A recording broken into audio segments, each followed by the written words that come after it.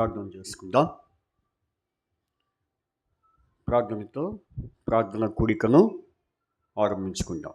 పరలోకమందున్న మా తండ్రి, పరిశుద్ధుడైన దేవ, అద్వితీయ సత్యదేవ, నిన్న నేడు ఒక కిరీటిగా ఉన్నటువంటి దేవ, యేసుక్రీస్తు వారు ఈ యుగములకు ఒక కిరీటిగా ఉన్నటువంటి దేవుడుగా మీరు మాకున్నందుకై స్తుతిస్తున్నాం. యెహోవా నేను మార్పు లేని వాడును అని చెప్పిన దేవుడువు, అలాగే మా తండ్రి ప్రభు వాగ్దానములు అనుగ్రహించి నెరవేర్చే దేవుడు, సర్వశరీరులు ప్రార్థన ఆలకించేవాడా, సర్వశరీరులు నీ వద్దకు వచ్చగలరు అన్న మాటను బట్టి ప్రభా నీ ప్రజలముగా, నీ విగ్రహముగా ప్రభా మేము మీ సన్నిధిలో మరి ప్రభా నాయన చేరి మరి ప్రార్థించే సమయాన్ని మీరు మాకు అనుగ్రహించినందుకై ప్రభా మేము స్తుతిస్తున్నాం.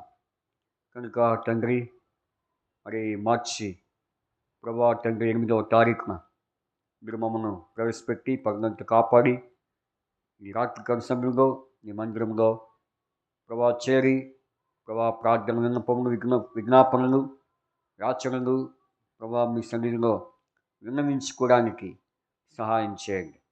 దేవా మీరే జ్ఞాపకం చేసుకోండి. ఆ రీతిగా ప్రభా మరి ఇంతవరకు మైకు చాపలన్నీ కూడా మరి మందిరం సిద్ధపరచట్లో ఎంతో మీరు సహాయం చేస్తూ వచ్చారు.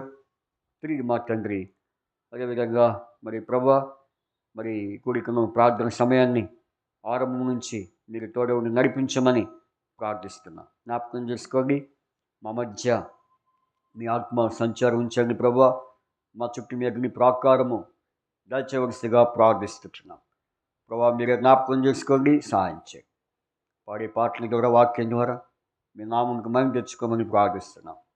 అడిగిగా ప్రభా మరి కూడిక అది అంతా మీరు వహించి నడిపించి మీరు ఎక్కువ చూపించమని ప్రార్థిస్తూ రాని ఉన్న వారిని తీసుకుంటారు.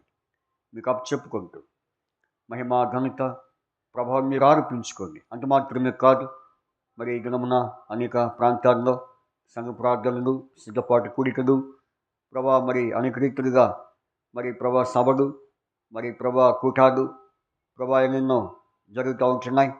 కనుక ఆ ప్రాంతాల్లో మీ ఆత్మ సంచరం ఉంచాడు. శత్రువుకి సిగ్గు కలుగుచే ప్రభా అపజయం కలుగుచే ప్రార్థిస్తున్నాం. దేవా మీ పరిశుద్ధ వాతావరణం ప్రభా వారి మధ్య ఉంచమని ప్రార్థిస్తున్నాం.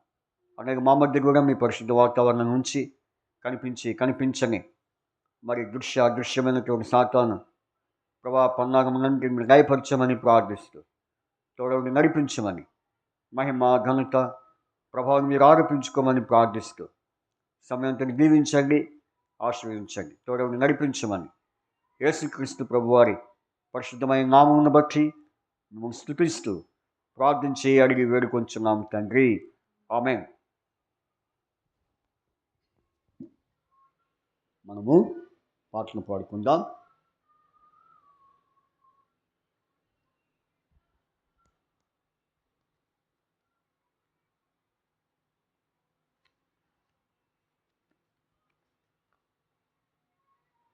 మొదటిగా క్రీస్తు ప్రేమను ధ్యానించగా విరిగిన హృదయముతో నేను అనే పాట పాడుకుందాం.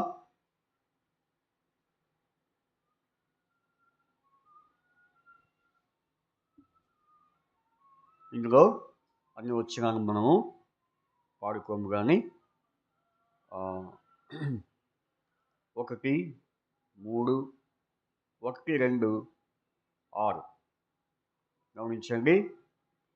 మరి 1, 2, 6 వచనము మరి మనం పాడుకుందాం.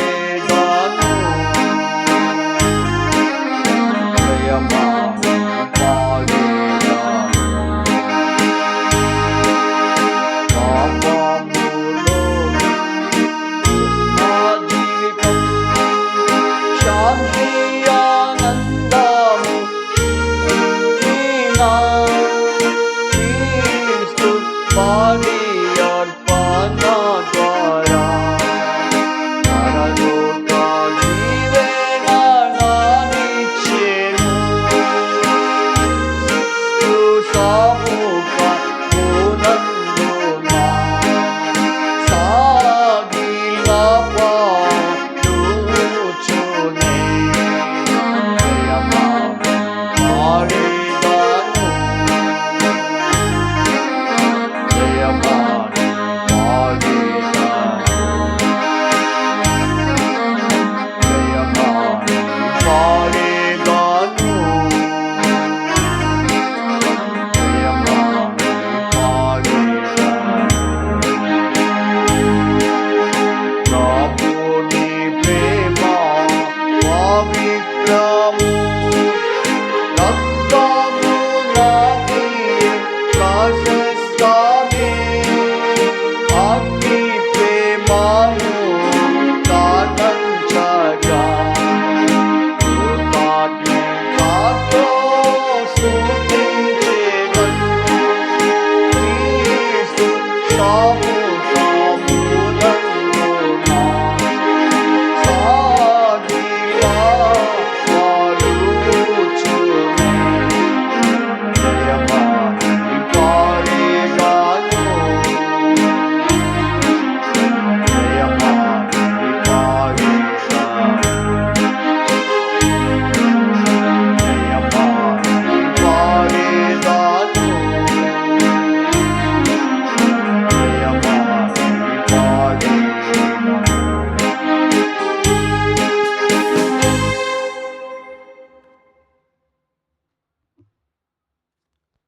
ప్రార్థనా కీర్తన పాడుకుందాం. ప్రార్థనా పాట పాడుకుందాం.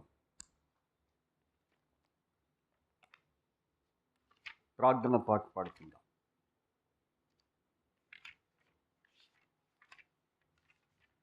ప్రార్థించము, నీ జీవితంలో నెమ్మది సుఖము పొందెదవు అనే పాట.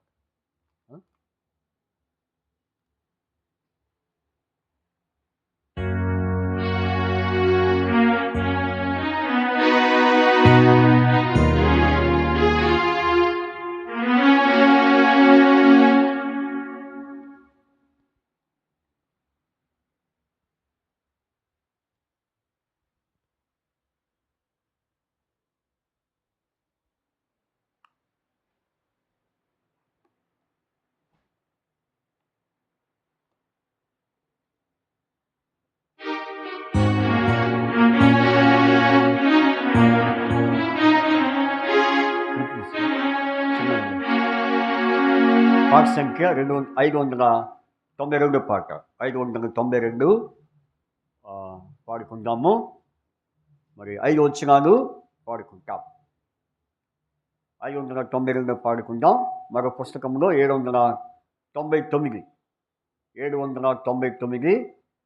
అలాగే 592వ పాట.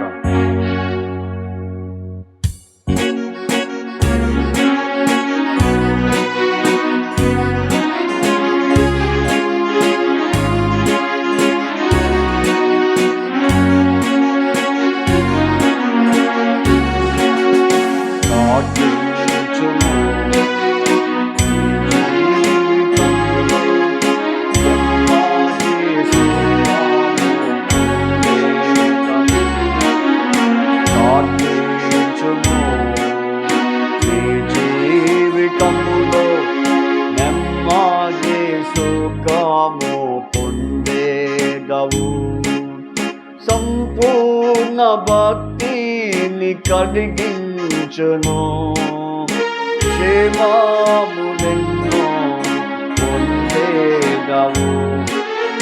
సంపూర్ణ భక్తిని కలిగించును, క్షేమములెన్నో పొందేదవు.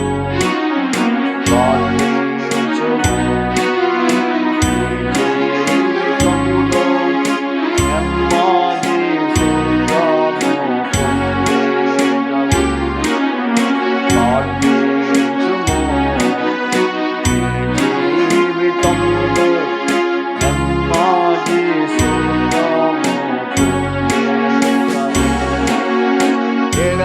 ఎడతెగక నీవు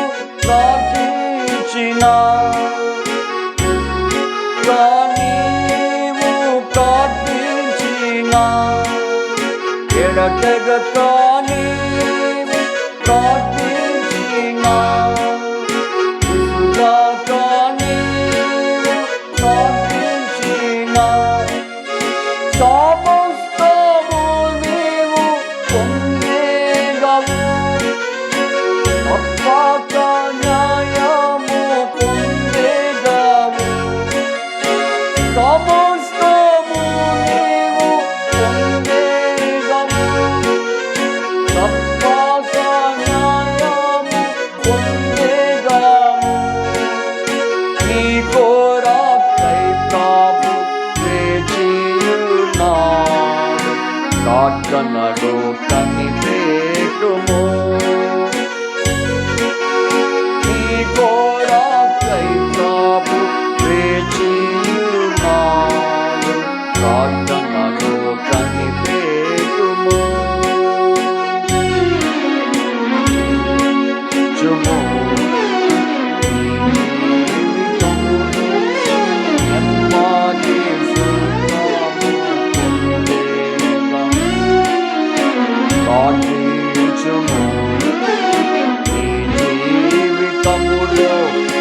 నెమ్మది సుఖము పొందేగవు కష్టము నష్టము కలిగినను శోధన బాధలు వచ్చినను కష్టము నష్టము కలిగినను శోధన బాధలు వచ్చినను సాతాను నీపై విజృంభించి నిన్ను గాయపరచినను సాతాను నీపై విజృంభించి నిన్ను గాయపరచినను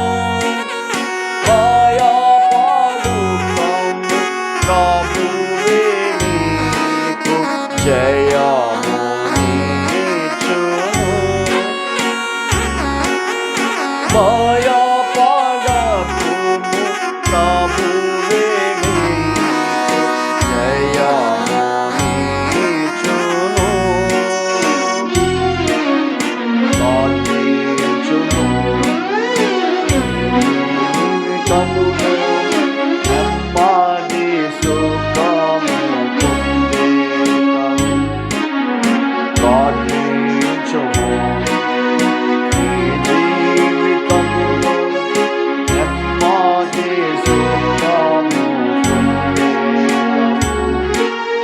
ప్రభువే మనకు సెలవిచ్చెను మెలకువగా నుండి ప్రార్థించుమని ప్రభువే మనకు సెలవిచ్చెను మెలకువగా నుండి ప్రార్థించుమని విశ్వాసము కోల్పోయే దినములలో విశ్వాసముతో ప్రార్థించిన విశ్వాసము కోల్పోయే దినములలో విశ్వాసముతో ప్రార్థించిన సాతాను దుర్గము నన్ను పడగొట్టి బలము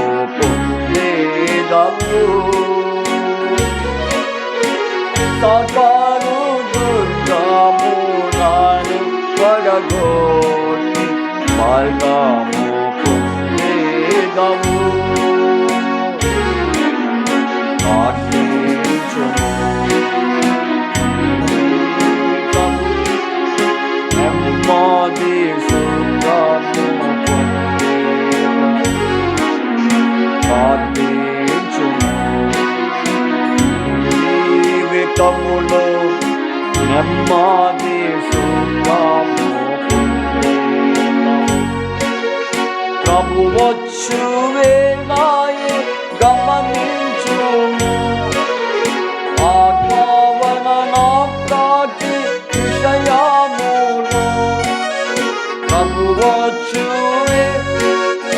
గమనించుము.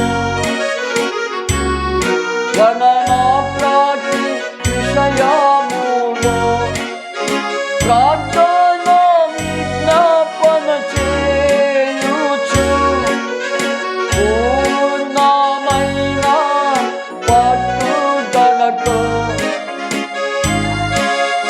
విజ్ఞాపన చేయుచు పూర్ణమైన పట్టుదలతో కొరకై విజ్ఞాపనము చేయుచు వాగానుండుడి. పరిశుద్ధుల కొరకై విజ్ఞాపనము చేయుచు మెలకు వాగానుండుడి. కాంతించుము నీ జీవితమును నెమ్మది సుఖము పొందేగా. కాంతించుము నీ జీవితమును నెమ్మది సుఖము పొందేగా. యెరూషలేము క్షేమముకై జనుల రక్షణకై యెరూషలేము క్షేమముకై అన్యజనుల రక్షణకై భారముతో నీవు ప్రార్థించిన ప్రభువే నీకు ఫలమిచ్చును. భారముతో నీవు ప్రార్థించిన ప్రభువే నీకు ఫలమిచ్చును. వారి క్షేమమే నీ క్షేమము నాకు ఆధారమాగును. వారి క్షేమమే నీ క్షేమము నాకు ఆధారమాగును. కాంతించుము నీ జీవితములో నెమ్మది సుఖము పొందేగా. కాంతించుము నీ జీవితములో నెమ్మది సుఖము పొందేగా. సంపూర్ణ భక్తిని కలిగించుము. క్షేమమునెన్నో పొందేగా. సంపూర్ణ భక్తిని కలిగించుము. క్షేమమునెన్నో పొందేగను. కాంతించుము నీ జీవితములో నెమ్మది సుఖము పొందేగా. కాంతించుము నీ జీవితములో నెమ్మది సుఖము పొందేగా.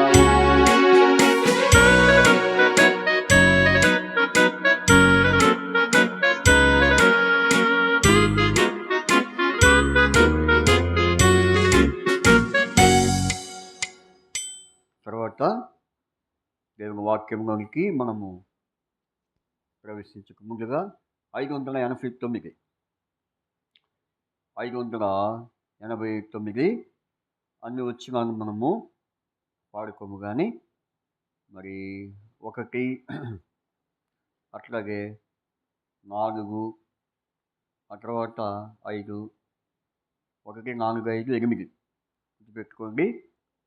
1 4 5 8 1 4 5 8 సాంగ్ నంబర్ 589. 589. 549. పాత పుస్తకాలు 749. 749.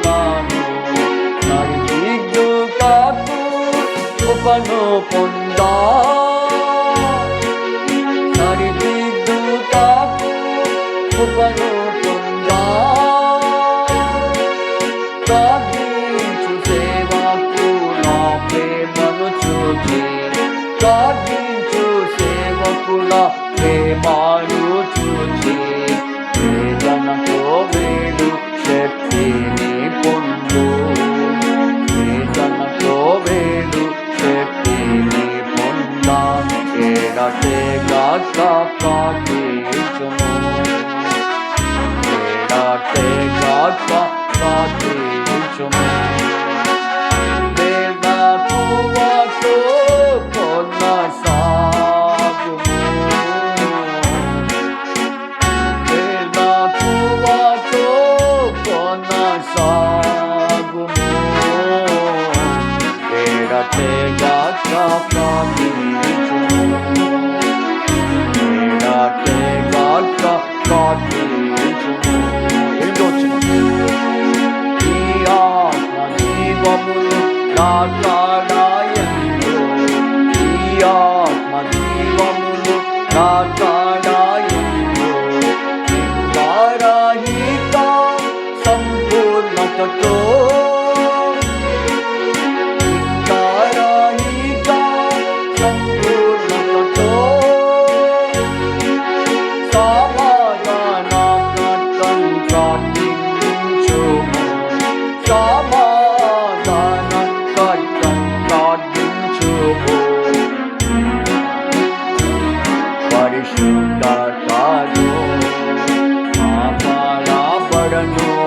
పరిశుద్ధతను ఎడతెగక ప్రార్థించుము. ఎడతెగక ప్రార్థించుము. వేళకువతో కొనసాగుము. వేళకువతో కొనసాగుము. ఎడతెగక ప్రార్థించుము. ఎడతెగక ప్రార్థించుము. ఎడతెగక ప్రార్థించుము.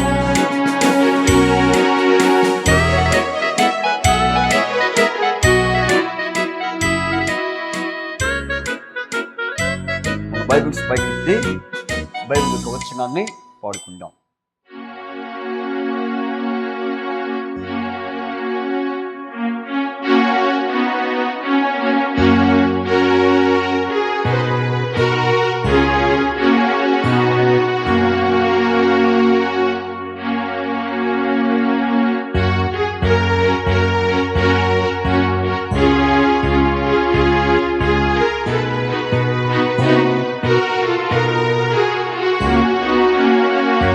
గ్రంథ వాగ్దానములన్నీ నావి.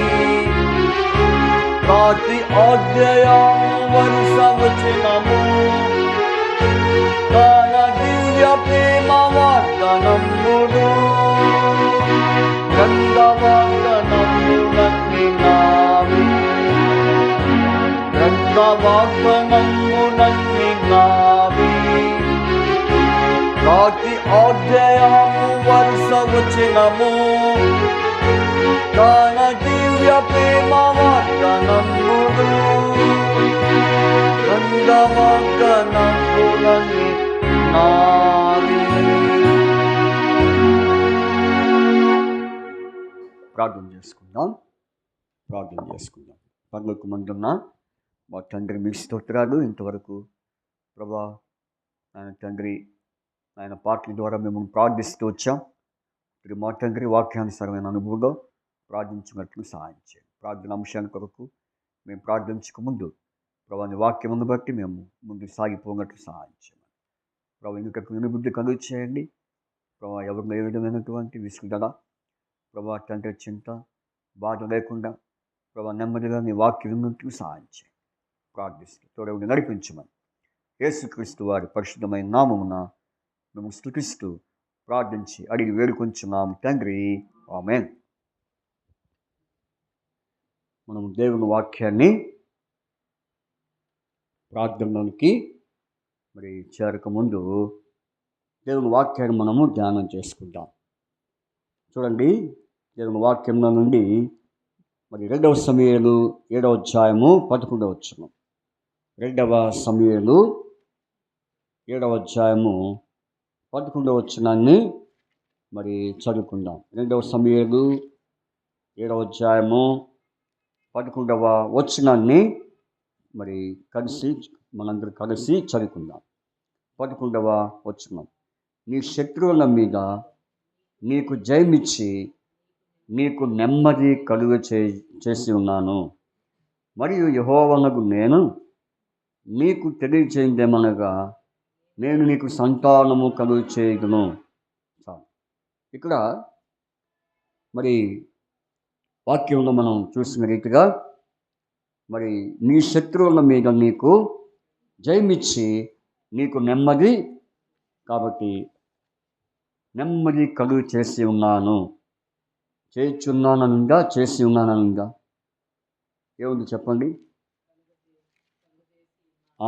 కలుగ చేసి ఉన్నాను అని ఉంది. కాబట్టి మనం చదివిన ఈ వాక్య భాగము మరి ఎక్కడ వాక్య భాగం అంటే ఈరోజు దినవాక్యం గురించినటువంటి వాక్య భాగం. కాబట్టి క్యాలెండర్లో ఇవ్వబడిన మరి 8వ తారీఖు క్రింద ఇవ్వబడినటువంటి వాక్యమే దినవాక్యం. కాబట్టి దినవాక్యంలో ఉన్నటువంటి వాక్యాన్ని ఇప్పుడు మనము మరి ప్రార్థన వాక్యముగా మనము ధ్యానించనే ఉంటున్నాం.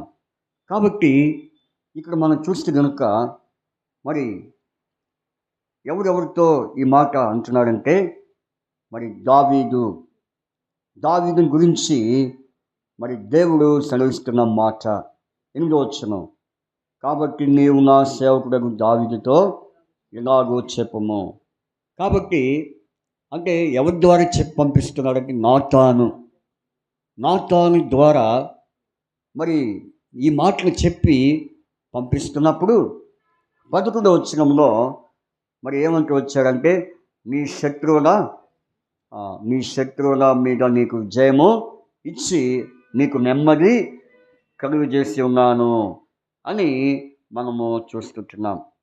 కాబట్టి ఇక్కడ నెమ్మది అనే మాట మనం చూస్తున్నాం. ఎందుకంటే దావీదు జీవితంలో కొన్ని పర్యాయములు నెమ్మది లేని పరిస్థితులు, మరి నెమ్మది కలుగని మరి పరిస్థితులు, శాంతి సమాధానము లేని పరిస్థితులు, వాటన్నిటిలో దావీదుకి దేవుడు కలుగ చేస్తూ వచ్చాడు? నెమ్మది. సరే, ఇంతకీ మరి ఆ నెమ్మది కలుగ చేయకముందు నీకు జయమిచ్చి ఉన్నాను. కాబట్టి శత్రువులు ఎవరు వాళ్ళు? నీ శత్రువు మీద నీకు జయమిచ్చి ఉన్నాను. కాబట్టి దావీదుకి ఏ దిక్కు నుంచి శత్రువులు ఉన్నారు చెప్పండి? ఏ దిక్కు నుంచి అంటే మీరు దాని గురించి మీరు ఏం ఆలోచించాల్సిన అవసరం లేదు. 7వ అధ్యాయం 1వ వచనం చూడండి. నలుదిక్కుల నుండి, ఎక్కడి నుంచి? నలుదిక్కులు అంటే 4 దిక్కులు, అంటే తూర్పు, పడమర, ఉత్తరము, దక్షిణం, అంటే నలుదిక్కుల నుంచి మరి శత్రువులు మరి అతని మీదకి వచ్చినప్పుడు దేవుడు దావీదుకి ఏం చేశాడు? విజయం ఇచ్చి. కాబట్టి దావీదు జీవితం అంతా మరి శత్రువు యొక్క అనుభవంలో ఉంటూ వచ్చాడు. శత్రువుల మధ్య నివసిస్తూ వచ్చినటువంటి వ్యక్తిగా మనం చూస్తున్నాం. అయితే ఇప్పుడు దావీదుకి మరి నెమ్మది కలుగ చేయాలి. దేవుడు దావీదుని మరి నెమ్మదిగా కలుగ చేస్తూ వచ్చాడు. కాబట్టి పిల్లరా, ఇక్కడ మనం చూస్తే శత్రువుల మీద నుండి జయము. మరి ఇంకో మాట మనం చూడాలి. జయము, నెమ్మదికి ముందు ఏముంది అక్కడ? జయం అనే మాట దేన్ని సూచిస్తుందంటే ప్రార్థన జీవితానికి సూచిస్తూ ఉంది. ఎందుకంటే మరి ప్రార్థన జీవితము విజయానికి కారణంగా ఉంటుంది. ప్రార్థన అనుభవము జయానికి కారణంగా ఉంటుంది. ఎందుకంటే మరి నా న్యాయాధిపతుల్లో మనం చూస్తే గిద్యోను కాలంలో వారు ఫిలిష్తీయులు వారి మీదకి వస్తున్నారని సంగతి తెలిసినప్పుడు వారు ఏం చేశారు చూడండి. వారు ఏం చేశారంటే న్యాయాధిపతులు 7:18 చదవండి ఎవరైనా. 7:18 న్యాయాధిపతులు 7:18 నేనును నాతో ఉన్న వారందరూ బూరలు ఊదుచున్నప్పుడు మీరును దండుపాలమంతటి చుట్టూ బూరలు ఊదుచు యెహోవాకును గిద్యోనుకును విజయమని కేకలు వేసిరి. కేకలు వేయి. కాబట్టి ఎవరికి విజయం చెప్పండి అక్కడ? దేవునికి, ఇంకా గిద్యోనుకు. ఎవరికి కేకలు వేస్తున్నారు? ఇశ్రాయేలు ప్రజలు. కాబట్టి కేక అనేది ప్రార్థన జీవితము. కేక అనే మాట దేని సాదృశ్యము? ప్రార్థన. ఎందుకంటే వారి కేక లేకపోతే అక్కడ విజయం ఉండదు. అందుకనే వారి కేక వేయటం ద్వారా వారు ఏం పొందుకున్నారు? జయము, విజయాన్ని పొందుకున్నారు. అంత మాత్రమే కాకుండా మొదటి సమూయేలు 17వ అధ్యాయంలో మరి 52వ వచనంలో అక్కడ ఇశ్రాయేలు ప్రజలు ఏం చేశారో చూద్దాం. చూడండి, ఏం చేశారంటే వారు అరుచుచు అని ఉంది. ఏముంది అక్కడ? అప్పుడు ఇశ్రాయేలు వారును యూదావారును లేచి జయము జయమని అరుచుచు. అక్కడేమో న్యాయాధిపతుల్లో కేకలు వేయచ్చు, ఇక్కడ ఏం చేస్తున్నారు? అరుస్తున్నారు. అంటే దాని అర్థం అరుచుట అనేది ప్రార్థనకు సాదృశ్యం. జయము జయమని వారు అరుచుచు ఉన్నారు. కాబట్టి కేక, అరుపు ఈ రెండు దేని సాదృశ్యం? ప్రార్థన సాదృశ్యం.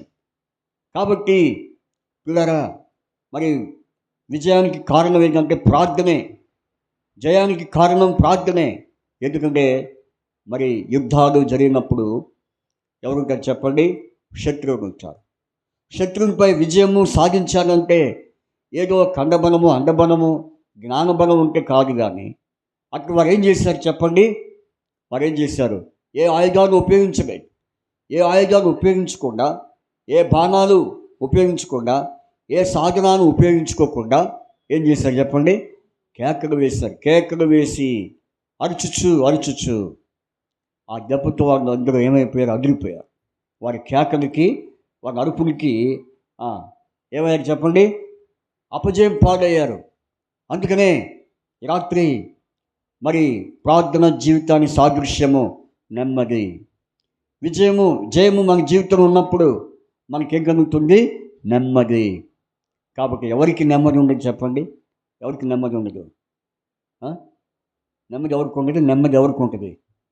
దీన్ని బట్టి చూస్తే ప్రార్థన చేసేవారికి నెమ్మది ఉంటుంది. ప్రార్థన చేయని వారికి ఏముండదు. అంటే ప్రార్థన చేసేవారు ఎవరు? ప్రార్థన చేయని వారెవరు? ప్రార్థన చేసేవారెవరు? ప్రార్థన చేయని వారెవరు? ప్రార్థన చేయని వారు దుష్టుడు, ప్రార్థించేవారు భక్తుడు. ఎవరు వాళ్ళు? ప్రార్థించేవారు భక్తులు, ప్రార్థన చేయని వారు దుష్టుడు. అందుకనే ప్రార్థించే భక్తుడికి ఏముంటుంది? నెమ్మది ఉంటుంది. దావీదు ఎలాంటి వాడంటే ప్రార్థనాపరుడు. నిజంగా దావీదు ఎన్ని పర్యాలు ప్రార్థన చేయాల? గుహల్లో, కొండ ప్రాంతాల్లో, అరణ్యాల్లో. ఎందుకని? తనకు నలుదిక్కుల నుంచి ఎవరున్నారు? శత్రువులు ఉన్నారు. కాబట్టి శత్రువులు మధ్య ఉన్నప్పటికి కూడా దావీదు ప్రార్థించకుండా లేడు, ప్రార్థించాడు. కాబట్టి కేక వేశాడు, అరిచాడు. కేక, అరుపు దేవుని సాదృశ్యం అని చెప్పుకున్నాం మనం. ప్రార్థన.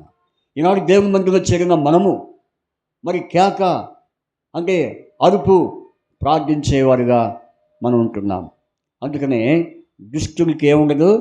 నెమ్మది ఉండదు. చూడండి అమ్మ, యెషయా గ్రంథం 48వ అధ్యాయం 22వ వచనం. యెషయా గ్రంథం 48:22 త్వరగా చదివితే మనం ప్రార్థన చేసుకోవడానికి బాగుంటుంది. యెషయా గ్రంథం 48వ అధ్యాయం 22వ వచనం. ఎవరికి? దుష్టులకు నెమ్మది ఉండదని ఎవరో చెప్పడం కాదు, దేవుడే చెప్తున్నాడు. ఎవరికి నెమ్మది ఉండదు? దుష్టుల పని ఏంటి? ఎప్పుడు వారు తిరగబడేవాడు, వ్యతిరేకంగా ఉండేవాడు, దుష్ట కార్యాలు చేసేవాడు. వాడు ప్రార్థన చేయరు. వాడిని ఏం చేయరు? ప్రార్థన చేయరు. వాడు ఎవరైనా సరే, క్రైస్తవులు కావచ్చు, విశ్వాసులు కావచ్చు, సేవకులు కావచ్చు, పరిచారకులు కావచ్చు, లేకపోతే బాధ్యత వహిస్తున్న వారు కావచ్చు. అయితే వారు ప్రార్థన చేయని వారిగా ఉంటేవారు ఎవరు? దుష్టులు. కాబట్టి దుష్టుడికి ఏముండదు? నెమ్మది ఉండదు. ఎందుకు ఉండదు? వారికి ప్రార్థన జీవితం లేదు కాబట్టి. అవునా కదా? యెషయా గ్రంథం 57వ అధ్యాయం కూడా సేమ్ వర్డ్. చూడండి, 57వ అధ్యాయం 21వ వచనం. యెషయా గ్రంథం 57:21.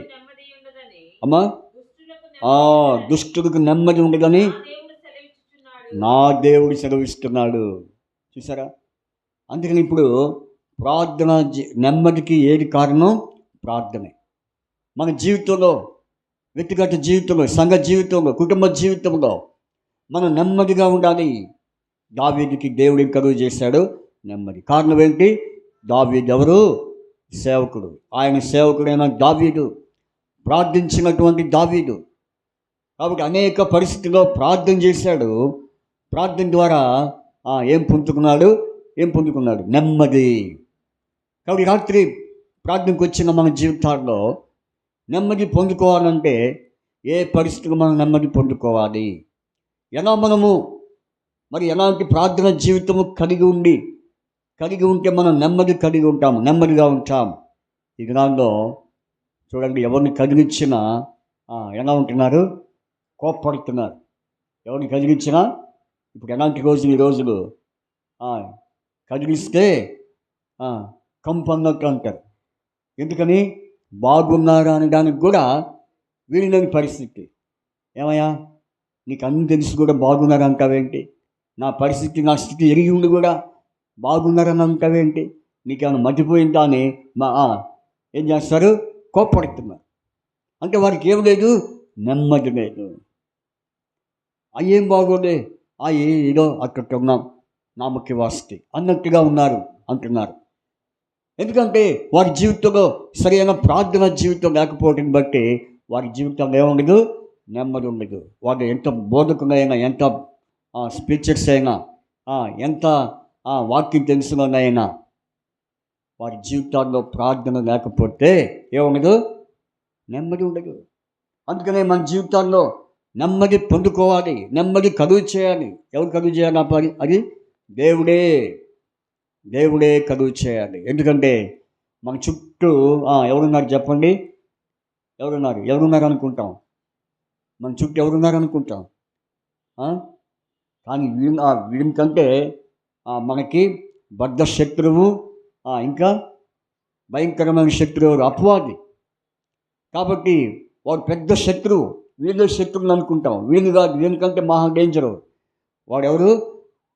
దుష్టుడు, సాతానుడు. వాడు మన అందరి జీవితాలకు నెమ్మది లేకుండా చేసేవాడు. ఎప్పుడు అంటే మనం ప్రార్థించకపోతే వాడు మన జోలికి వస్తాడు. ప్రార్థన చేయకపోతే ఎవరి జోలికి వస్తాడు? సాతాను ఎవరి జోలికి వస్తాడు? ప్రార్థన చేయని వారి జోలికే వస్తాడు. ఎందుకని? ప్రార్థించే వారి జోలికి రాడు. అందుకని వారికి 3 కార్యాల్లో 2 కార్యాలు ఇష్టం, 1 కార్యం ఇష్టం ఉండదు. ఏం చెప్పండి? 3 పనుల్లో 2 పనులు ఇష్టం వాడికి, 3వ పని ఇష్టం ఉండదు. ఏం పని? ఫస్ట్ వాక్యం చెప్పేటప్పుడు వాడు తప్పకుండా వినండి అంటాడు. తర్వాత పాటలు పాడేటప్పుడు పాడండి, నేను మ్యూజిక్ డైరెక్టర్ అంటాడు. ఏమంటాడు? నేను మ్యూజిక్ డైరెక్టర్ని, పాడండి, మీకు ఎందుకు ఎన్ని పాటలు పాడాలి అన్ని పాటలు పాడండి. అయితే ఈ 2 అయిపోయిన తర్వాత ఇప్పుడు ఎక్కడికి రావాలా? ప్రార్థన అనగానే వాడు ఉంటాడా? ఉండడు, పరారైపోతాడు. ఎందుకని? వాడికి ప్రార్థన అంటే, మోకాళ్ళ ప్రార్థన అంటే ఒంటి మీద చెవుని పాకినట్టే. ఎలాంటి వాడు ఎలా ఉంటాడు? ఒంటి మీద తన చీమని పాకినట్టుగానే ఉంటాడు. అంటే వాడికి ప్రార్థన అంటే ఇష్టం ఉండదు. ఈ రోజుల్లో మనుషులు దేనికి ఎక్కువగా ప్రయారిటిస్తున్నారు? ముచ్చట్లకి, కబుర్లకి, ఇంకా అనవసరమైన మాటలకు టైం ఇస్తున్నారు. పెట్టకడానికి టైం ఇస్తారు, కానీ ప్రార్థనకి టైం ఇవ్వరు. అందుకనే మనందరి జీవితాల్లో నెమ్మది కలుగు చేసే దేవుడు ఎలాంటి ఏ పరిస్థితిలో ప్రార్థించే పరిస్థితిలో చూడండి. కరెక్ట్గా మనం చూద్దాం. దేవుడు మనకు ఎట్టి నెమ్మదిని అనుగ్రహిస్తాడు. ఏ పరిస్థితిలో దేవుడు మనకు నెమ్మదిస్తాడంటే ద్వితీయోపదేశకాండం చూడండి. ద్వితీయోపదేశకాండం 12వ అధ్యాయం 10వ వచనం. ద్వితీయోపదేశకాండం. అందుకని మనం పాడిన పాటలు కూడా నెమ్మది, సమాధానం అని పాడుతూ వచ్చాం. కాబట్టి వాక్యం తగ్గట్టుగా పాటలు కూడా మనం పాడుతూ వచ్చాం. పాటలు తగ్గట్టుగా వాక్యాన్ని కూడా మనం ధ్యానించబోతున్నాం. చూడండి, ద్వితీయోపదేశకాండం 12:10. ద్వితీయోపదేశకాండము 12వ అధ్యాయం 10వ వచనం. మీరు యోర్దాను దాటి మీ దేవుడైన యెహోవా మీకు స్వాస్థ్యముగా ఇచ్చుచున్న దేశము నివాసులైన తర్వాత ఆయన మీ చుట్టూ నుండి శత్రువులందరూ లేకుండా మీకు విశ్రాంతి కలుగు చేసినందున చూసారా, ఇక్కడ ఏమంటున్నాడు? ఆయన మీ చుట్టూ శత్రువులందరూ లేకుండా చేసేవాడు. ఎవరిని గురించి ఉద్దేశించి మాట్లాడుతున్నాడు ఇక్కడ? ఇశ్రాయేలు ప్రజలను ఉద్దేశించి. కాబట్టి వారి చుట్టూ ఎవరున్నారు? శత్రువులు ఉన్నారు. ఎవరు శత్రువులు? ఇశ్రాయేలు ప్రజల శత్రువులు ఎవరంటే ఐగుప్తీయులు, ఫిలిష్తీయులు. ఎవరు? ఐగుప్తీయులు, ఫిలిష్తీయులు. న్యాయాధిపతులు ఫిలిష్తీయులు ఉన్నారు. సమూయేలు కాలంలో ఫిలిష్తీయులు ఇశ్రాయేలు ప్రజలకు. కానీ ఇక్కడ ఐగుప్తీయులు శత్రువులు. కాబట్టి వారి చుట్టూ శత్రువులు ఉన్నారు. అయితే దేవుడు వారికి ఏం కలుగు చేస్తున్నందున? విశ్రాంతి కలుగు చేస్తున్నందున మీరు నెమ్మది పొందుదురు. కాబట్టి వారు నెమ్మది పొందుదురు. ఎప్పుడు నెమ్మది పొందుతున్నారు చెప్పండి? ఎప్పుడు నెమ్మది అంటే 6వ వచనం, 12వ అధ్యాయం 6వ వచనం. అక్కడికే మీరు మీ దహన బలులను, మీ బలులను, మీ దశమ భాగమును ప్రతిష్ఠితముగా చేయు నైవేద్యములను, మీ మొక్కుబడి అర్పణను, మీ స్వేచ్ఛార్పణను, పశువులను, గొర్రె మేకలను, తొలిచూలు వాటిని తీసుకుని రావలను. అక్కడికి ఏం తీసుకొని రావాలి? దహన బలులు, తర్వాత బలులు, దశమ భాగాలు, ప్రతిష్ఠితమును, మీరు చేయు నైవేద్యములు. సరే, ఇప్పుడు వీటిలో మనం చేయాల్సింది ఏం చెప్పండి? మనం ఏం చేస్తాం?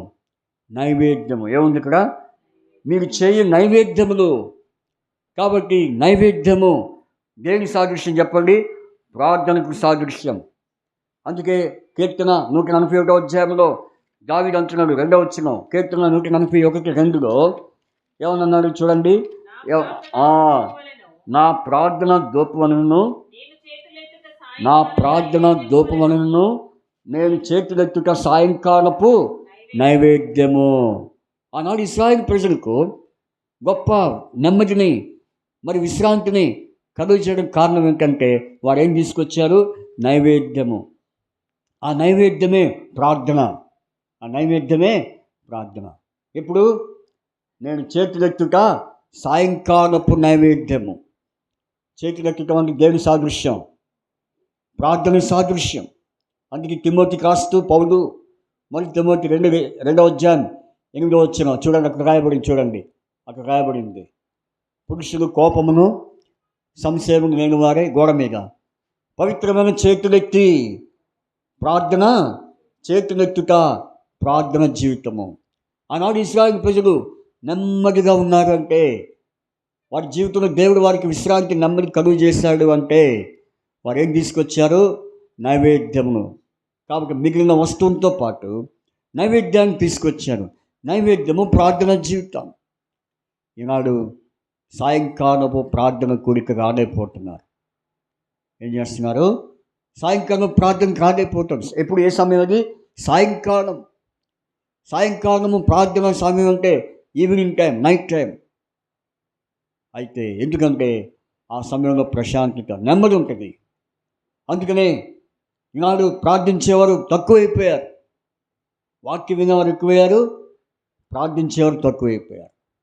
అందుకని మనం ప్రార్థన చేయాలి. ప్రభువా, ఈనాడు అనేక జీవితాల్లో, కుటుంబ జీవితాల్లో, సంఘ జీవితాల్లో నెమ్మది లేని వారుగా ఉంటున్నారంటే వాళ్ళలో ఏమి లేదు? ప్రార్థన లేదు. వారు ప్రార్థన చేయట్లేదు, వారు ప్రార్థన చేయని వారు. కాబట్టి ప్రార్థించేవారు కావాలి. ఎవరు కావాలి? ప్రార్థించేవారు ఉంటే కుటుంబాలకు, సంఘాలకు, అందరికీ ఎంత నెమ్మది. నైవేద్యము దేని సాదృశ్యం?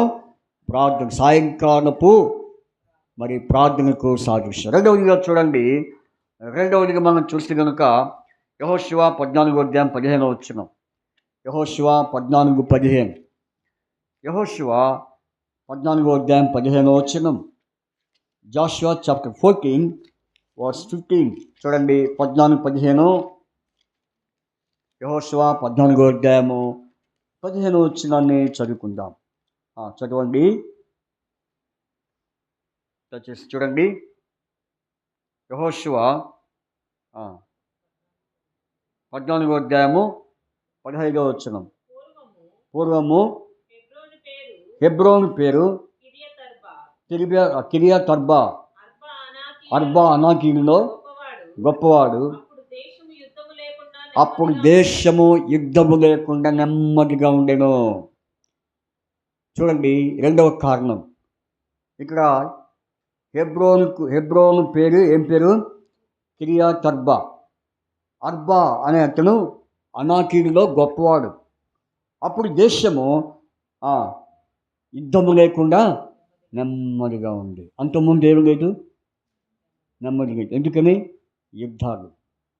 యుద్ధాలు జరిగితే నెమ్మది ఉంటుందా? చెప్పండి.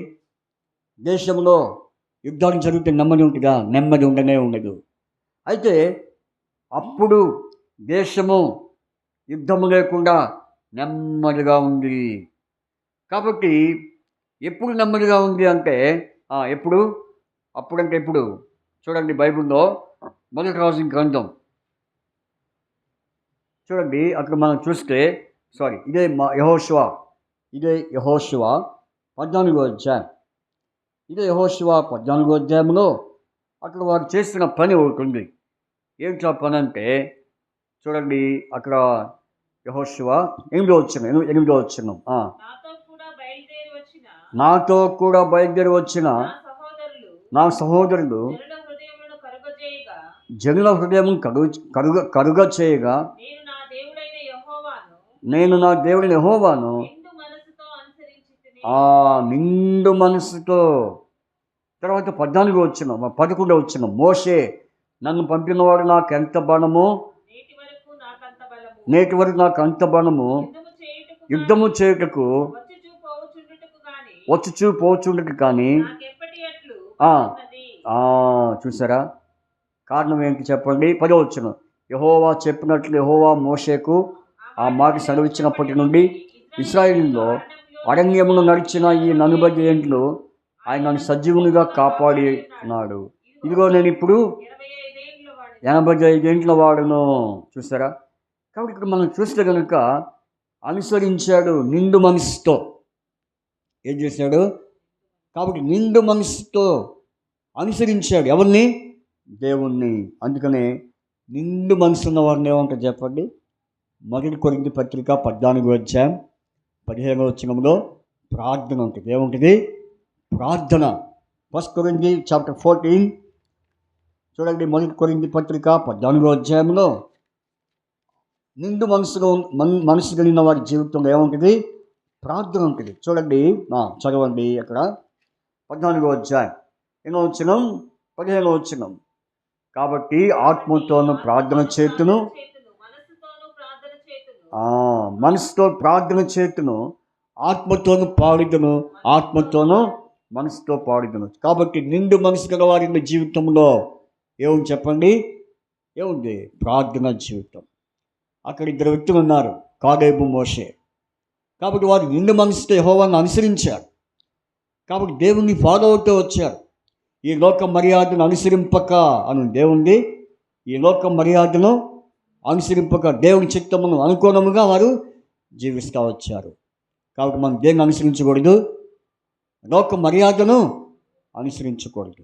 లోకపు మర్యాదలకు లొంగి లోకుల మాట నన్ను వినేయో. లోకపు మర్యాదలకు లొంగి లోకుల మాట నన్ను వినేయో. కాబట్టి లోక మర్యాదను మనం అనుసరించుకోవాలి. దేవుణ్ణి అనుసరించాలి. ఆయన అనుసరించే వారి జీవితంలో ఏముంటుంది చెప్పండి? ప్రార్థన తప్పకుండా ఉంటుంది. ఏముంటుంది? ఈనాడు అనుసరిస్తున్నారా? వాళ్ళు ప్రార్థనకి రావట్లేదు అంటే కారణం చెప్పండి? దేవుని అనుసరించట్లేదని అర్థమైపోద్ది. వాళ్ళు ప్రార్థన కూర్చోవట్లేదంటే వాళ్ళు దేవుని అనుసరించిన వారిని తెలిసిపోతుంది. వాళ్ళు ప్రార్థన కాకుండా ఏదో ఆదివారం ఒకరోజు వస్తున్నారంటే వాళ్ళు దేవుని అనుసరిస్తున్నట్ట, అనుసరించినట్ట. చాలామంది దేవుడికి ఉంటారంటే ఆదివారం వస్తున్నానుగా దేవుని అనుసరిస్తున్నాం అనుకుంటున్నారు. కాదు. ప్రార్థన. కాబట్టి ప్రార్థన ఎవరైతే చేస్తారో, ప్రార్థన కూటమిలో మరి చేరి ప్రార్థన చేస్తారో వారు ఎవరిని అనుసరించినట్టు? దేవుని అనుసరించినట్టు. కాబట్టి అప్పుడే వారి జీవితంలో ఏముండవు? యుద్ధాలు ఉండవు, కలవరాలు ఉండవు, ఇంకేముండవు, కణితలు ఉండవు, కన్నీళ్ళు ఉండవు. కాబట్టి ఈనాడు కుటుంబాల యుద్ధాలు, సంఘాల యుద్ధాలు, అన్ని ఎక్కడ చూసిన యుద్ధాలే. అందుకనే ప్రియులారా గమనిద్దాం మన జీవితాల్లో. మరి మనం ఇప్పుడు ఏ భూమిలో ఉన్నాం? యుద్ధ భూమిలో ఉన్నాం. ఏ భూమిలో ఉన్నాం? యుద్ధ భూమి. కాబట్టి నిండు మనసుతో అనుసరించడం అంటే ప్రార్థన జీవితం. కాబట్టి ఎవరైతే యెహోవాను నిండు మనసుతో అనుసరిస్తారో వారి జీవితాల్లో ప్రార్థన తప్పకుండా ఉంటుంది. ఈనాడు ప్రార్థించిన వారు ఎవరు చెప్పండి? ఎవరు భాగ్యశ్రమానికి ప్రార్థించిన వారు ఎవరు? దేవుడిని అనుసరించిన వారు. దేవుణ్ణి అనుసరించేవారు ఎవరు? ప్రార్థించేవారు. ఇప్పుడు మీరు చూడండి, ఇప్పుడు ఎవరు వచ్చారో ఎవరు రానిదో, మరి ఎవరు ఎట్లా దేవుని అనుసరిస్తున్నారో మీకే తెలిసిపోతుంది. కాబట్టి ఇది రెండో విషయం. మూడో విషయానికి వద్దాం. చూడండి, మొదటి రాజుల గ్రంథం 4:24. మొదటి రాజులు 4:24. మొదటి రాజులు 4:24 చదువుదాం త్వరగా. మొదటి రాజులు 4:24 వచ్చినాం. యూఫ్రటీస్ నది యువతల తిప్సహు మొదలుకొని గాజా వరకును నది యువతనున్న అతనికి అధికారం ఉండెను. అతని కాలమున ఏ దిక్కులు? నలుదిక్కులు నెమ్మది. కాబట్టి ఎవరి కాలం అది? సొలొమోను కాలం.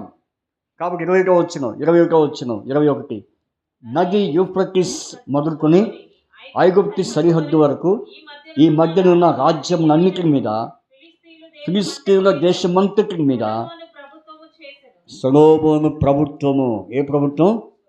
సొలొమోను ప్రభుత్వం. అదేంటండి దేవుని ప్రభుత్వం కాదు అంటే దేవుని ప్రభుత్వమే. కానీ ఇప్పుడు ఏ ప్రభుత్వం ఎవరిది? గవర్నమెంట్ ఎవరిది? ఇప్పుడు ఇక్కడ సొలొమోనుది. కాబట్టి సొలొమోను కాలంలో నలుదిక్కున ఏముంది? నెమ్మది ఉంది. సొలొమోను కాలంలో. ఎందుకని? సొలొమోను ఎలాంటి వాడు? ప్రార్థనాపరుడు. చాలా పర్యాలు ప్రార్థన చేశాడు. లేవీయులను నిలబెట్టించి ఇశ్రాయేలును సమకూర్చి ఎన్నో పర్యాలు ప్రార్థన చేయించిన సందర్భాలు ఎన్నో ఉన్నాయి. కాబట్టి ప్రార్థన ఏం చేస్తుంది? నెమ్మది కలుగు చేస్తుంది. ఆ సంగతి సొలొమోనుకు తెలుసు కాబట్టి అందరినీ పిలిపించాడు. ఈ రోజున అందరూ రండి, ప్రార్థనకి రండి అంటే వస్తున్నారా? కాబట్టి ఎందుకు రమ్మంటున్నారో తెలుసుకోలేకపోతున్నారు. ఎందుకు రావట్లేదో వాళ్ళకి వాళ్ళు గ్రహించలేకపోతున్నారు. ఈనాడు ప్రార్థన పిలుపుకు రాని వారు ఎంతోమంది ఉన్నారు. ఇప్పుడు సొలొమోను మరి కాలంలో సొలొమోను ప్రభుత్వం, సొలొమోను గవర్నమెంట్ మరి ప్రభుత్వంలో నెమ్మది, నలుదిక్కుగా ఏముంది? నెమ్మది. ఈ రోజుల్లో ప్రజలు నెమ్మదిగా ఉండాలంటే ఎవరిని బట్టి? రాజుని బట్టి ప్రజలు అట్లా ఉండొచ్చు, నెమ్మదిగా ఉంటారు. అందుకనే సుఖముగా బ్రతుకు నిమిత్తము నెమ్మదిగా ఏమని రాబడి తిమ్మతికి రాశాడు. ఇక నెమ్మదిగా ఉండాలంటే, సుఖముగా ఉండాలి అంటే ఎవరి కోసం ప్రార్థన చేయాలి? రాజుల కొరకును అధికారుల కొరకును ఏం చేయమనుంది? ప్రార్థన. చూడండి అమ్మాట మొదటి తిమోతి 2వ అధ్యాయం. మొదటి తిమోతి 2వ అధ్యాయం చదవండి. 2వ అధ్యాయం 1వ వచనం. మన సంపూర్ణ భక్తియు మాన్యతయు కలిగి నెమ్మదిగాను సుఖముగాను బ్రతుకు నిమిత్తము అన్నిటికంటే ముఖ్యముగా మనుషులందరి కొరకును, రాజుల కొరకును, అధికారులందరి కొరకును విజ్ఞాపనలు, ప్రార్థనలు, యాచనలు. చూసారా? కాబట్టి సంపూర్ణ భక్తి, మాన్యత కలిగి నెమ్మదిగా సుఖంగా ఉండాలి అంటే చెప్పండి ఏముండాలి? ప్రార్థన చేయాలి. ఎవరి కోసం? ఎవరి కోసం అండి? రాజుల కొరకు, మనుషులందరి కొరకు ప్రార్థన చేయాలి. ఎందుకని? వారి కోసం ప్రార్థన చేయకపోతే మనకేముండదు, నెమ్మది ఉండదు. అర్థమైందా? వాళ్ళ కోసం ఎందుకు చేయాలి? వారు సరిగ్గా మంచిగా పరిపాలన చేయాలని, వారు కూడా న్యాయమైన పరిపాలన చేయాలని, మరి వారు సరైన రీతిలో అధికారం జరిగించాలని ప్రార్థన చేయాలి. వాళ్ళ కోసం ప్రార్థన చేయకపోతే వాళ్ళ ఇష్టమైపోద్ది. ఏమైపోద్ది? వాళ్ళ ఇష్టమైపోద్ది. వాళ్ళ ఇష్టానుసారంగా శాసనాలు మార్చుకుంటారు, ఆర్టికల్స్ మార్చుకుంటారు. ఇంకా ఏదో వాళ్ళు, ఎందుకంటే ప్రభుత్వం వారిది కాబట్టి. ఇక్కడ సొలొమోను ప్రభుత్వం ఎలాంటిది? సొలొమోను ప్రభుత్వం నెమ్మదిగా ఉండే ప్రభుత్వం బైబిల్లో ఉంది. కాబట్టి సొలొమోను ప్రభుత్వ కాలంలో ఎలా ఉన్నారంటే ప్రజలందరూ నలుదిక్కున నెమ్మదిగా ఉన్నారు. కారణం ఏంటంటే సొలొమోను ప్రార్థన పరుడు. వీరందరికీ ప్రార్థన నేర్పించాడు. వీరందరూ ప్రార్థన చేస్తుంటే సొలొమోను కూడా ప్రార్థన చేసేవాడు. కాబట్టి అధికారుల కొరకు, అంటే వారి రక్షణ కొరకు, వారి పరిపాలన కొరకు, వారి క్షేమం కొరకు, వారికి జ్ఞానం కొరకు మనం ప్రార్థన చేయాలి. అంతేగాని వాళ్ళని విమర్శించకూడదు, వాళ్ళని దూషించకూడదు. అధికారులను దూషిస్తే, అధికారులను, రాజులను విమర్శిస్తే, నాయకులను విమర్శిస్తే తంట ఎవరికి? విమర్శించేవాడికి తంట. అందుకనే బైబిల్ చెప్తుంది, వారి కోసం ప్రార్థన చేయండి, వారు మంచిగా సుభిక్షమైన పరిపాలన చేయనట్లుగా ప్రార్థన చేయండి, పరిపాలన చేయటకు జ్ఞానము దేవుడు అనుగ్రహించినట్లు ప్రార్థన చేయండి అని బైబిల్లో మనం చూస్తున్నాం. అప్పుడు గవర్నమెంట్ ఎలా ఉంటుంది? ఎంతో చక్కగా, మరి న్యాయంగా, ఎంతో మరి అందరికీ అనుకూలంగా, ప్రజలందరికీ సంతోషకర నెమ్మది కలిగించే గవర్నమెంట్గా ఉంటుంది. ఇక్కడ సొలొమోను గవర్నమెంట్ ప్రభుత్వము ఎలాంటిదంటే నెమ్మదిగా ఉండే ప్రభుత్వం. సొలొమోను ఉన్నంత కాలము ప్రజలందరూ ఎట్లా ఉన్నారు? పీస్గా ఉన్నారు, నెమ్మదిగా ఉన్నారు. కారణం ఏంటంటే వారి జీవితంలో ప్రార్థన. ఇది మూడో విషయం. తర్వాత నాలుగో విషయం చూడండి, చాలా సంతులు ఉన్నాయి, కానీ నేను ఇంకొక 2 విషయాలు చెప్పి మనం ప్రార్థనలోకి వెళ్ళిపోదాం. చూడండి బైబిల్లో నుంచి మరి దినవృత్తాంతములు మొదటి దినవృత్తాంతములు 23వ అధ్యాయం 25వ వచనం. మొదటి దినవృత్తాంతములు 23వ అధ్యాయము 25వ వచనం చదవండి.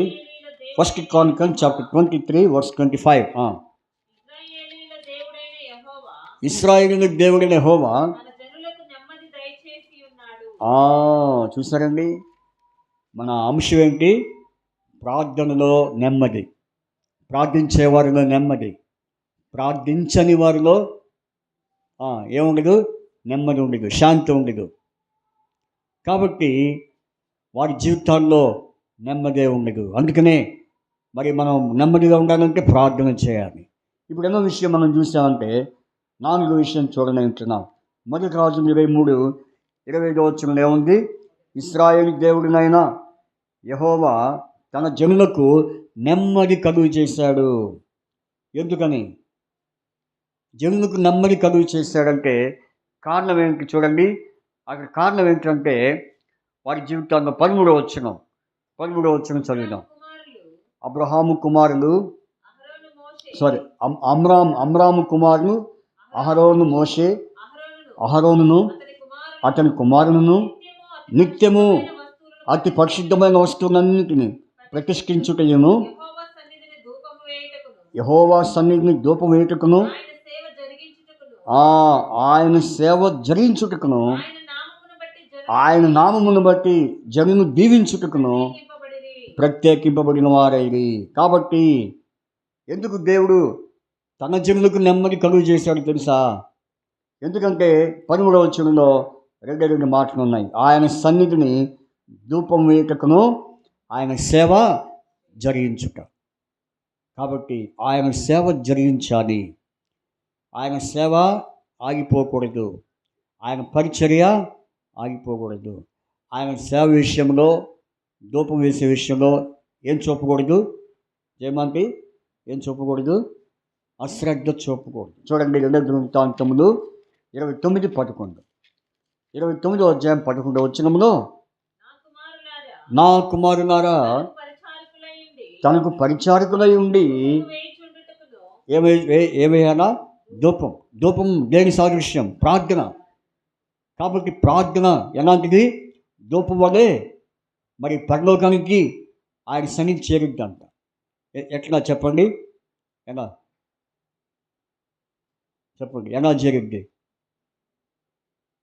సువర్ణ ధూపార్తి చేత పట్టుకొని నిలుచున్న వేరొక దూత పరిశుద్ధులందరి ప్రార్థనలు తీసుకొని పోవడానికి సిద్ధంగా ఉన్నాయి. సువర్ణ ధూపార్తి చేత పట్టుకొని ఉన్న వేరొక దూత అంటే ఎవరి కొరకు వేచి ఉంది? ప్రార్థించేవారి కొరకు. ధూపము ప్రార్థనకు సాదృశ్యం. చూడండి, ఆ మాట గుర్తొచ్చింది కాబట్టి ప్రకటన గ్రంథం 8వ అధ్యాయం. ప్రకటన 8వ అధ్యాయం 3వ వచనం. మరియు సువర్ణ ధూపార్తి చేత పట్టుకొని ఉన్న వేరొక దూత వచ్చి బలిపీఠం ఎదుట నిలవగా సింహాసనం ఎదుట ఉన్న సువర్ణ బలిపీఠం పైన ఎవరి ప్రార్థనలు? అపరిశుద్ధుని ప్రార్థన కాదు. పరిశుద్ధుని ప్రార్థన అంటే ప్రార్థించేవారు ఎవరు? పరిశుద్ధులే. పరిశుద్ధులు ఏం చేస్తారు? ప్రార్థన చేస్తారు. ప్రార్థించేవారు ఏమవుతారు? పరిశుద్ధులు అవుతారు. ఇప్పుడు విన్నామంటారు అప్పుడు పరిశుద్ధుల ప్రార్థన.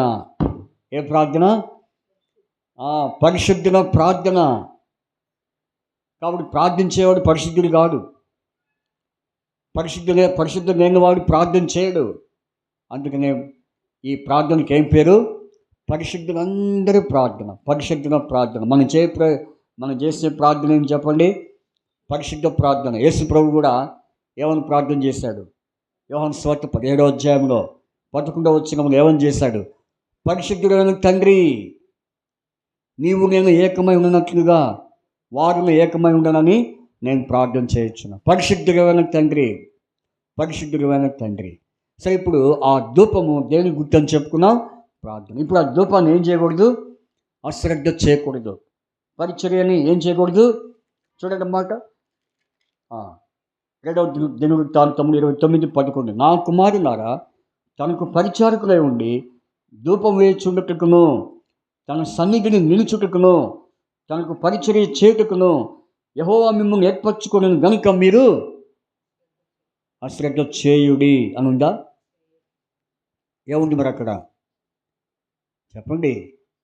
చేయుడు అని ఉందా? చేయకుడి అని ఉందా? అరే మీరేం మాట్లాడలేదండి. ఆ చెప్పేది గట్టిగా చెప్పండి. నోట్లు మీరు గొనుగుతున్నట్టుకుంటే ఎక్క? అశ్రద్ధ చేయుడే చేయకుడా? ఏం చేయకూడదు? అశ్రద్ధ. పరిచర్య.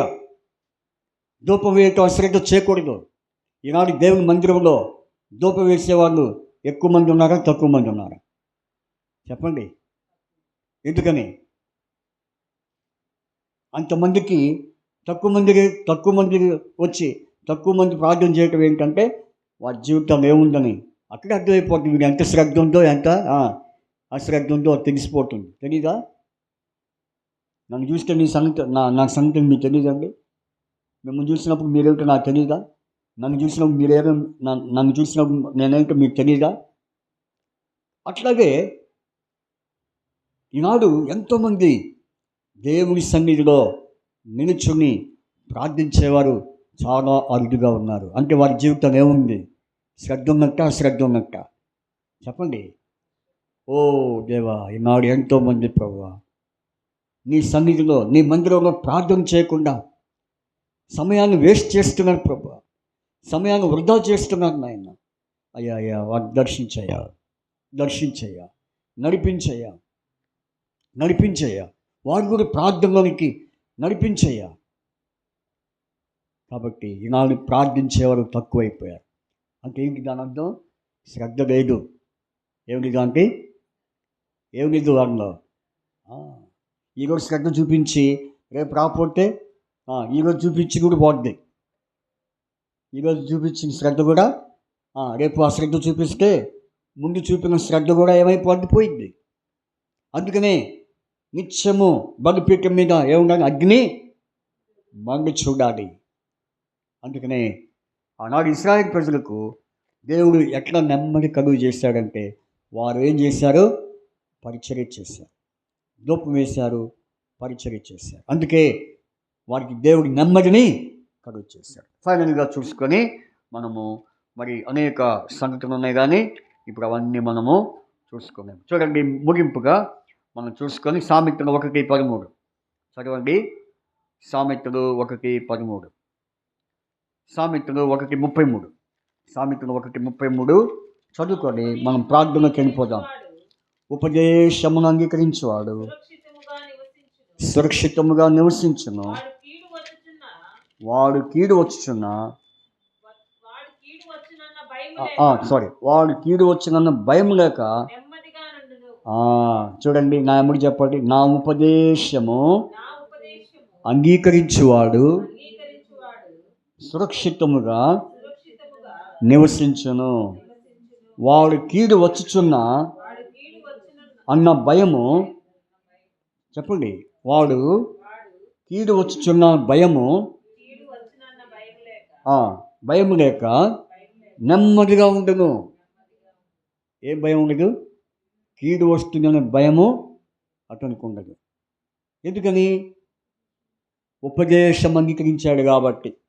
అంటే దీన్ని బట్టి మనం అర్థం చేసుకోవాల్సిన విషయం ఏంటంటే ఉపదేశము, దేవుని వాక్యము వినాలి, ఆయన వాక్యానికి అనుగుణంగా జీవించాలి. అర్థమైందా? వాక్యం లేకుండా ప్రార్థన చేయకూడదు, వాక్యం లేకుండా ధూపము వేయకూడదు, వాక్యం ఉండాలి. అందుకే సామెత గ్రంథం 28వ అధ్యాయం 9వ వచనంలో ఏమని రాయబడి, ధర్మశాస్త్రం వినబడకుండా చెవిని తొలగించుకున్న వారిని ప్రార్థన హేయము. ధర్మశాస్త్రమే ఉపదేశం, ఉపదేశమే ధర్మశాస్త్రము, ఈక్వల్ టు వాక్యం. కాబట్టి వాక్యం లేకుండా, వాక్యానుసారం జీవితం లేకుండా వాళ్ళు ఎంత భక్తి జీవితం జీవించినా అది ఈనాడు దేవుని వాక్యానికి చోటివ్వని వారిగా ఉంటున్నారు.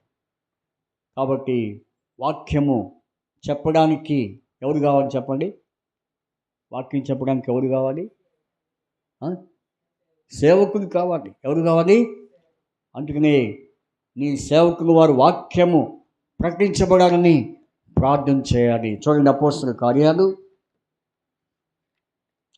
కార్యాలు చూసుకొని మనం ప్రార్థనకి వెళ్ళిపోదాం. చూడండి, అపోస్తలుల కార్యాలు 4వ అధ్యాయం, అపోస్తలుల కార్యములు 4వ అధ్యాయము, అపోస్తలుల కార్యాలు 4వ అధ్యాయము 30వ వచనం, 29-30. ప్రభువా, ఈ సమయమునందు వారి బెదిరింపును చూచి రోగులను స్వస్థపరచుటకును నీ పరిశుద్ధ సేవకులను యేసు నామం ద్వారా సూచక క్రియలను మహత్కార్యములను చేయుటకును నీ చేయి చాచి ఉండగా నీ దాసును బహు ధైర్యముగా వాక్యము బోధించినట్లు. నీ వాక్యమును బోధించినట్లు ఏం కావాలి? ధైర్యం. కాబట్టి దేవుని వాక్యం, ఈనాడు దేవుని వాక్యం లేకపోతే మనం ఏమైపోతాం చెప్పండి? ఏమైపోతాం? వాక్యం లేకపోతే ఏమవుతాం చెప్పండి?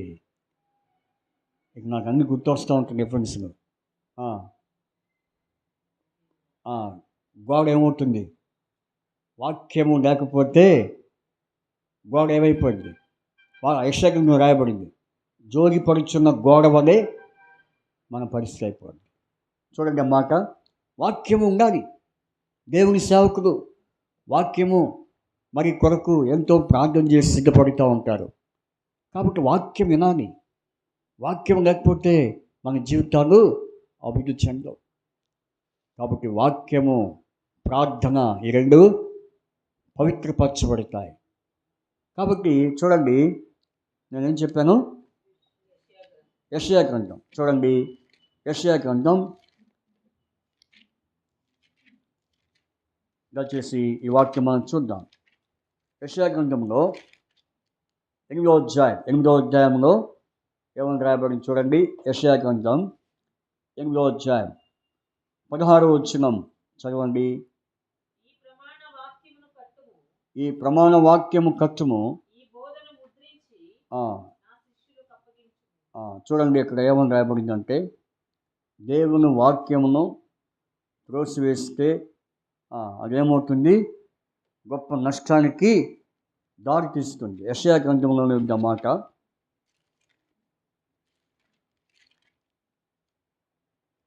దయచేసి ఆ మాట మనం చూసి ప్రార్థనలోకి వెళ్ళిపోదాం. 30వ అధ్యాయం, క్షమించండి, 30వ అధ్యాయంలో 12వ వచనం, 12-13. అందుచేతను ఇశ్రాయేలు యొక్క పరిశుద్ధ దేవుడు ఇలా సెలవిస్తున్నాడు, మీరు ఈ వాక్యం వద్దని త్రోసివేసి బలాత్కారమును కృత్రిమమును నమ్ముకొని అట్టి వాటిని ఆధారం చేసుకుంటే కనుక ఈ దోషము ఎత్తైన గోడ నుండి జోగి పడబోవచ్చున్న గోడ అండవలే అగును, అది ఒక్క క్షణములోనే హఠాత్తుగా పడిపోవును. ఎప్పుడు పడిందో తెలుసా? కాబట్టి జోగి పడుచున్న గోడ అది ఎప్పుడు పడిపోద్దో తెలియదు, హఠాత్తుగా పడిపోద్ది. గోడ పడిపోతే ఏమవుతామండి? ప్రాణం పోయింది. అందుకని దేవుని వాక్యం కొరకు ఆశ, తృష్ణ గుణం. దేవుని వాక్యం కొరకు ఆశపడాలి. దుప్పి నీటి వాగుని కొరకు ఆశపడినట్లు నా ప్రాణం నీ కొరకు తృష్ణ గురించున్నది. దేవుని వాక్యం కొరకు మనం సిద్ధపడాలి. రేపు మరి ఆదివారం ఆరాధన కాబట్టి మరి దేవుని సేవకులు ఏ వాక్యం చేత మనం దర్శిస్తారో, ఏ వాక్యం ద్వారా మనల్ని మరి పురుకొంటారో సిద్ధపడాలి. దేవుని వాక్యం కొరకు మనం సిద్ధపాటు కలిగి ఉండేవారంగా ఉండాలి. అప్పుడు మనకు నెమ్మది. అందుకే దావీదుకి నీ వాక్యమే నన్ను ఏం చేసింది? వాక్యం నెమ్మది పరిచింది. నీ వాక్యమే నన్ను బ్రతికించును, బాధలలో నెమ్మదినిచ్చును. నీ వాక్యమే నన్ను బ్రతికించును, బాధలలో నెమ్మదినిచ్చును. కాబట్టి వాక్యము నెమ్మదిస్తుంది. కాబట్టి నాడు వాక్యం లేని వారు ఎంతోమంది ఉన్నారు. వాక్య ప్రకారంగా జీవించిన వారు ఎంతోమంది ఉన్నారు. వారి కొరకు మనము ప్రార్థించాలి. ఆ రీతిగా మనం కొన్ని నిమిషాలు ప్రార్థనలోకి వెళ్దాం. మన అంశం ఏంటి? మరి సమూయేలు, మొదటి సమూయేలు 7వ అధ్యాయం చదవండి. 7వ అధ్యాయము 2వ సమూయేలు 7వ అధ్యాయం 11వ వచనం. నీ శత్రువుల మీద నీకు జయమిచ్చి నీకు నెమ్మది కలుగు చేసి ఉన్నాను. చాలు. కాబట్టి ఏ పరిస్థితుల్లో దేవుడు మనకు నెమ్మది కలుగు చేస్తాడో ప్రార్థన విషయాన్ని మనం చూసాం. ఆ ప్రకారంగా సాగిపోయినట్లు దేవుడు మనకు సహాయము చేయనుగాక. కొన్ని ప్రార్థన అంశాలు ఉన్నాయి. ముందుగా మరి ప్రార్థన చేయండి. తర్వాత నేను మీకు కొన్ని ప్రేయర్ పాయింట్స్ ఇస్తాను. ఆ ప్రేయర్ పాయింట్స్ చేసినాక మరి కార్యక్రమాన్ని ముగించుకుంటాం. ముందుగా ప్రార్థన చేయండి.